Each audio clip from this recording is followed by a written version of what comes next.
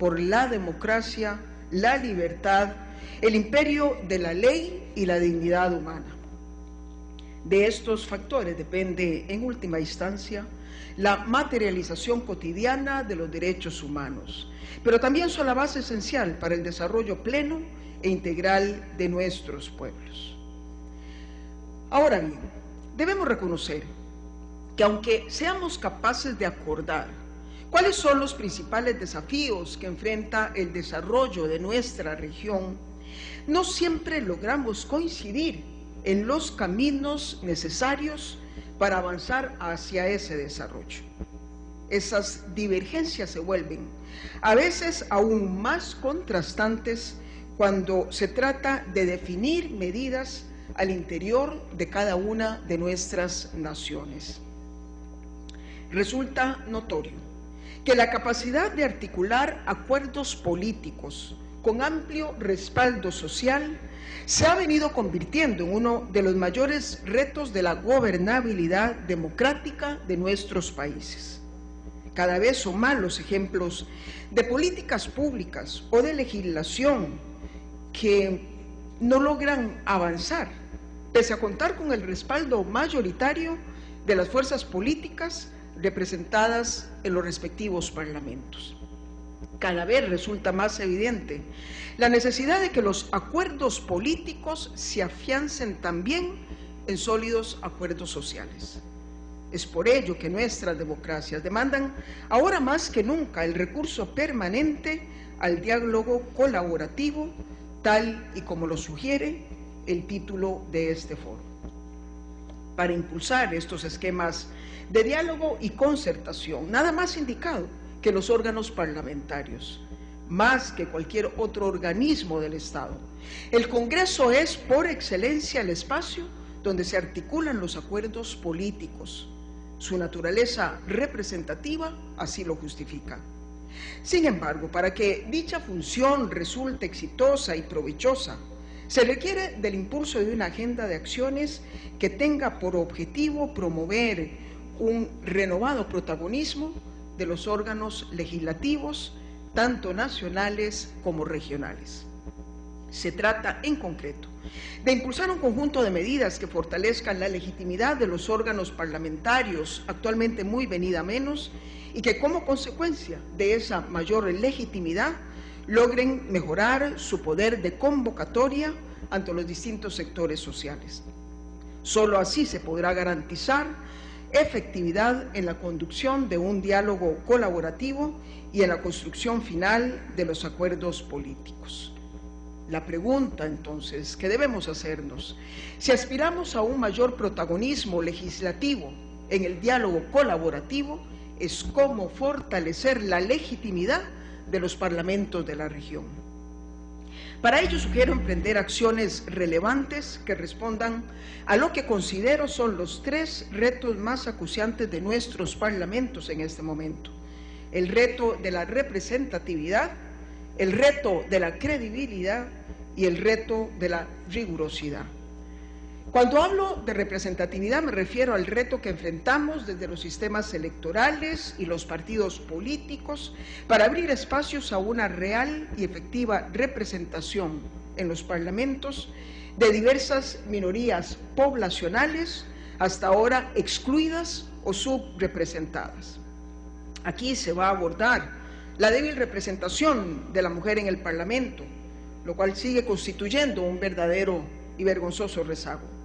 Pero no se trata tan solo de la mujer, sino también de otras minorías étnicas y sociales, o de zonas geográficas que no encuentran expresión de sus intereses y preocupaciones en la conformación de los parlamentos de nuestras naciones.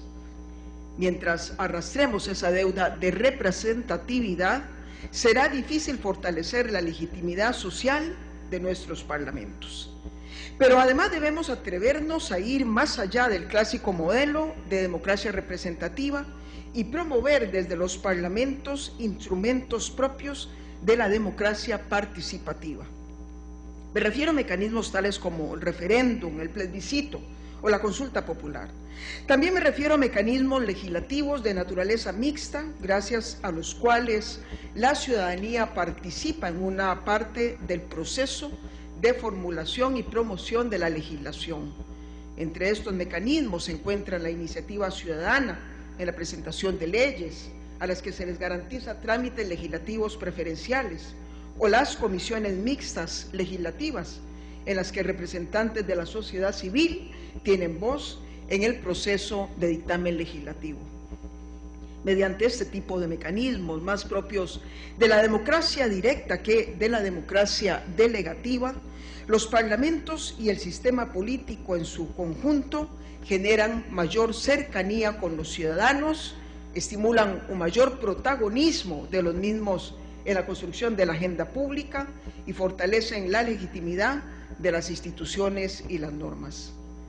Cuando hablo de la credibilidad, me refiero al reto de revertir los altos índices de desconfianza de los ciudadanos hacia los órganos legislativos, mediante la adopción de estándares de transparencia y rendición de cuentas.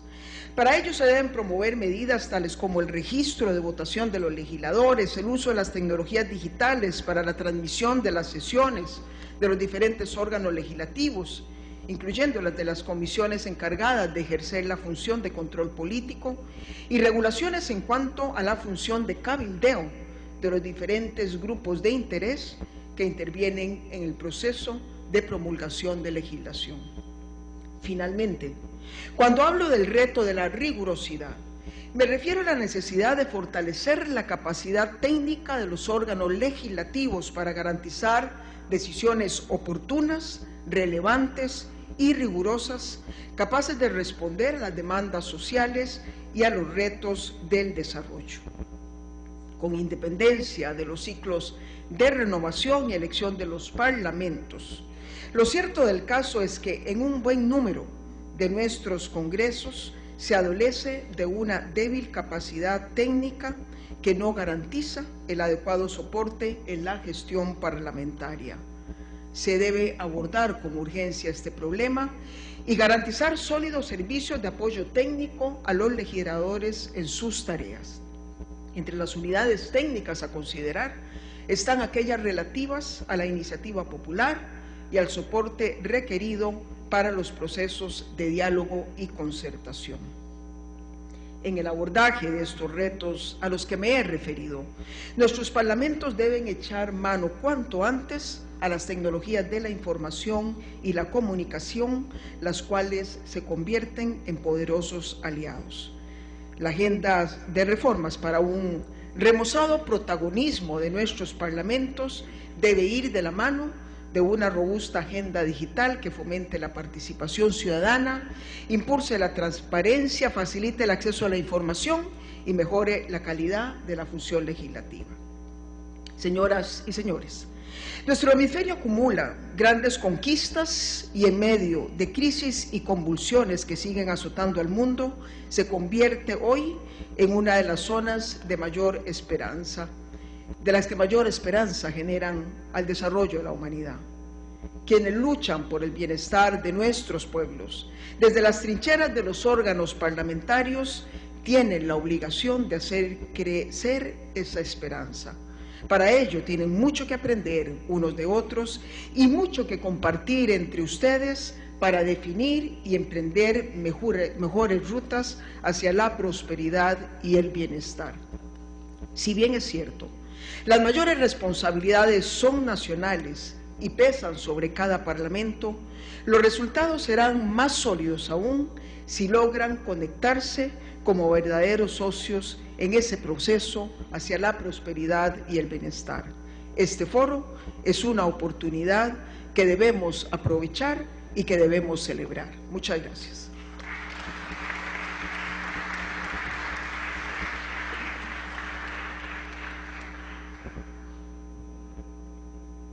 Invitamos a la senadora Isabel Allende.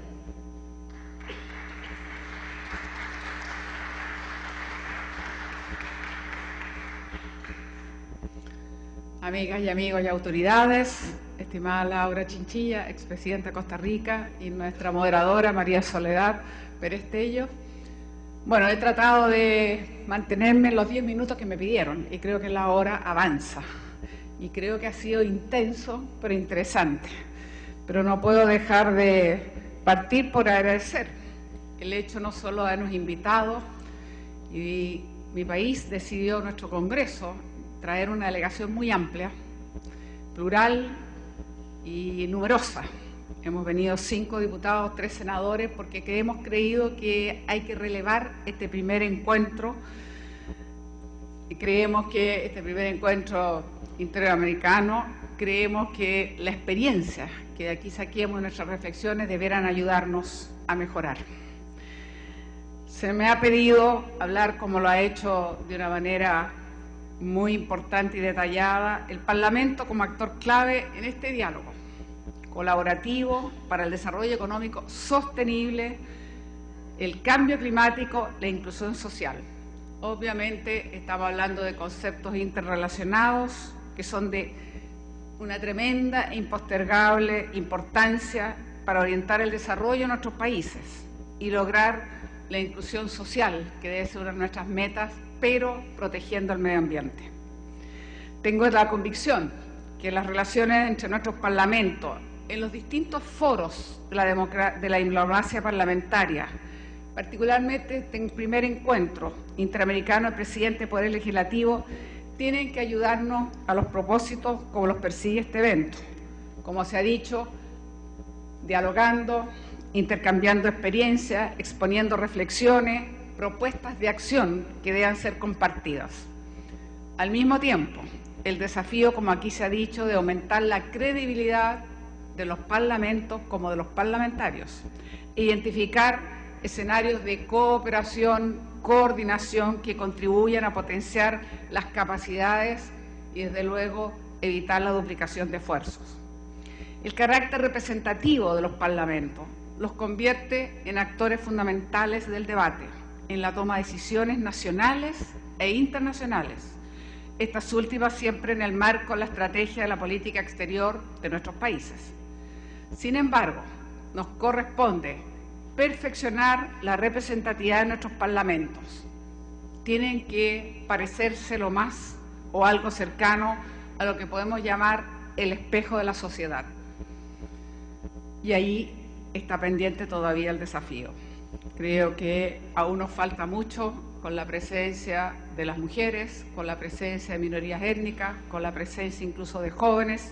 En fin, de alguna manera no hemos logrado todavía ser plenamente representativos de lo que es ese espejo de la sociedad.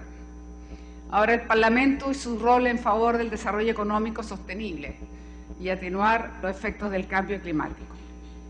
Respecto a este desarrollo económico sostenible, coincido con todos aquellos que afirman que las políticas orientadas al crecimiento económico y la reducción de la pobreza son insuficientes. El énfasis en el crecimiento económico como motor del desarrollo, si bien es fundamental, por sí mismo no resuelve los problemas sociales que afectan a nuestros países, si no consideran la inversión en empleo, educación, salud y protección social. Por eso mismo me parece más apropiado precisamente hablar de desarrollo sostenible a través de sus 3 dimensiones: social, ambiental y económica. Si bien los países de nuestra América Latina y Caribe han avanzado significativamente en lo que se conoció el cumplimiento de las metas del milenio, quedaron desafíos importantes pendientes que han generado marginación y exclusión de sectores todavía importantes de nuestra población. Lamentablemente, la última crisis financiera mundial también afectó las metas de desarrollo de nuestros países. En este escenario, nuestros parlamentos en América Latina jugaron un rol, estimulando la colaboración entre países, el comercio, un mayor grado de integración y legislando a favor de medidas que atenuaran los efectos de la misma. No obstante, han persistido las desigualdades en la distribución del ingreso y de oportunidades, lo que ha repercutido en la falta de acceso a los bienes y servicios de calidad. Probablemente ya no es la falta de acceso a los bienes y servicios, sino la falta de acceso a bienes y servicios de calidad para toda la población, hecho que evidentemente se ha convertido en un obstáculo para el desarrollo sostenible y socialmente inclusivo. Por eso considero que corregir las desigualdades es necesario. Así lo ha entendido el gobierno de nuestra presidenta Michelle Bachelet, para dotar al Estado de los recursos suficientes que podamos fortalecer una educación pública, en primer lugar, como salud, previsión social y otras materias sociales. Para lograrlo, tenemos que elevar los tributos y modificar la estructura impositiva y hacerla más progresiva. Hoy en Chile, las distintas fuerzas políticas y sociales han reconocido que la baja carga tributaria constituye una de las mayores desigualdades sociales. Por lo tanto, hemos aprobado la idea de legislar sobre una reforma fiscal o una reforma tributaria que, en síntesis, eleve los tributos actualmente de 20%, lo que llamamos la primera renta, de las empresas, que pagan las empresas, a un 25 o 27%, sin afectar el ahorro y la inversión, y por cierto, con un sentido de equidad. Queremos que aquellos que ganan más contribuyan más. Este es un triunfo para la democracia, la justicia, la inclusión y la cohesión social. Ahora bien, el desarrollo sostenible como concepto conlleva no solo entonces resolver problemas de pobreza y desigualdades, sino tiene que hacerlo en consonancia con la sostenibilidad ambiental. Ha sido, por desgracia, la acción de los seres humanos la responsable de los graves problemas medioambientales que sufre el planeta Tierra. Entre ellos, como se ha mencionado, el efecto invernadero, la destrucción de la capa de ozono, la erosión de los suelos, la desertificación, entre muchos otros. La mayoría de nuestros países latinoamericanos tiene una estrategia de desarrollo que se fundamenta en la explotación de nuestros recursos naturales y la utilización de energía fósil no renovable, sin suficiente énfasis en innovación tecnológica, investigación, reforestación e industrialización. Lo anterior impacta en el deterioro de los ecosistemas y en la contaminación ambiental, influyendo en el deterioro del medio ambiente y, por cierto, la salud de las personas. Por ello nos corresponde como parlamentarios hacer los esfuerzos para enfrentar esos déficits, tanto al interior de nuestros países como en nuestras relaciones entre parlamentos, actuando colaborativamente, compartiendo nuestras preocupaciones e influyendo en impulsar legislaciones y prácticas según las características políticas propias, sociales y culturales de cada país, que propongan medidas de gobernanza del desarrollo sostenible, que permita corregir las desigualdades y cautelar nuestros recursos naturales y ecosistemas. Brevemente puedo señalar una experiencia que nos dejó contentos a quienes integramos la Comisión de Minería y Energía en el Senado. De allí nació una moción para llegar al año 25, originalmente pensamos en el año 20, el realismo nos llevó a tener que aceptar que iba a ser para el año 25, pero al menos llegar al año 25 con un 20% de la energía a través de energías renovables no convencionales. Eso hoy día es ley de la República y estamos obligados a cumplirla, y esta meta espero que la cumpla nuestro nuevo gobierno, porque de eso se trata precisamente. Este es un ejemplo concreto de voluntad política, pero que tiene que evidentemente ser respaldada por las medidas necesarias, pero que nos ha llevado a lo menos a decir un 20% tiene que ser a través de las energías renovables. Esto también nos muestra que ojalá estas experiencias sean compartidas, porque cuando los parlamentos nacionales avanzan en solitario, por decirlo así, no se resguardan de una manera suficiente los principios básicos del desarrollo sostenible. El desarrollo sostenible supone inclusión social. Por lo tanto, la ausencia de la misma en nuestras sociedades latinoamericanas no solo tiene efectos inquietantes en términos económicos, sino que en parte explican la desafección y desconfianza en las instituciones políticas tradicionales, siendo responsables entonces de la baja calidad de la democracia y atentando a veces peligrosamente contra su estabilidad. La ausencia de cohesión social aparece entonces como factor determinante que debemos abordar impostergablemente como región.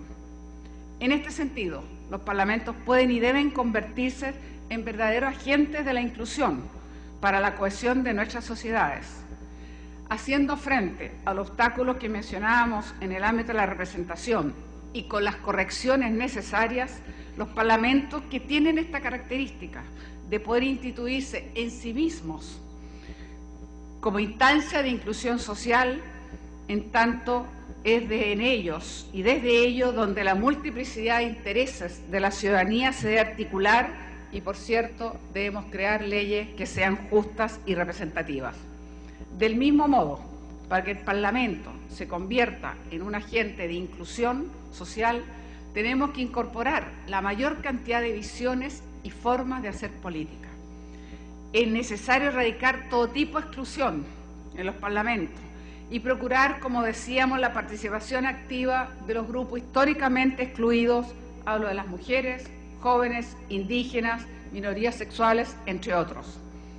Por cierto, aprecio enormemente que uno de los desafíos que también se ha propuesto nuestra presidenta, junto con cambiar el sistema electoral, lleva una ley de cuota que significa que en las listas nacionales que se constituyan, ningún género podrá llevar más del 60%, ni el otro menos del 40%. Espero que esto se traduzca efectivamente en una ley que nos va a dar un tremendo impulso y estoy segura que es la única manera que los parlamentos avancemos en esa mayor representatividad o en ese espejo de la sociedad. Estos tres ámbitos, mejores mecanismos de representación, inclusión de los sectores históricamente excluidos y nuevos y mejores mecanismos de participación y transparencia, evidentemente que son fundamentales para avanzar en la inclusión social. Empoderar a la ciudadanía bajo esta perspectiva es la mejor forma de hacer prosperar esta democracia inclusiva, ciudadana, robusta, que avance hacia el desarrollo sostenible de nuestros pueblos. Muchas gracias.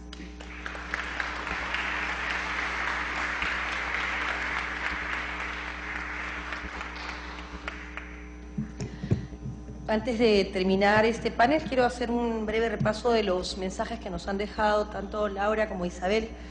Los retos planteados: crecimiento económico sostenible, cambio climático, cómo enfrentamos el crimen organizado, cómo colaboramos, cómo generamos un sistema con inclusión social. Todo esto en democracia, con libertad, bajo el imperio de la ley, reconociendo la dignidad de la persona humana, materializando, como señaló Laura, en nuestra cotidianidad los derechos humanos.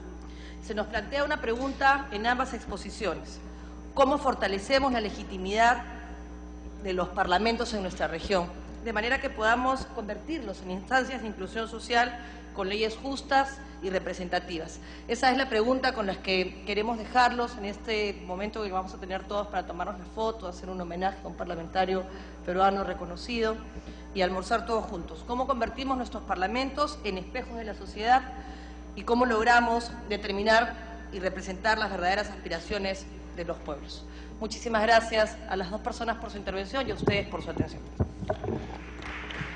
Muchísimas gracias a los miembros de la mesa de honor.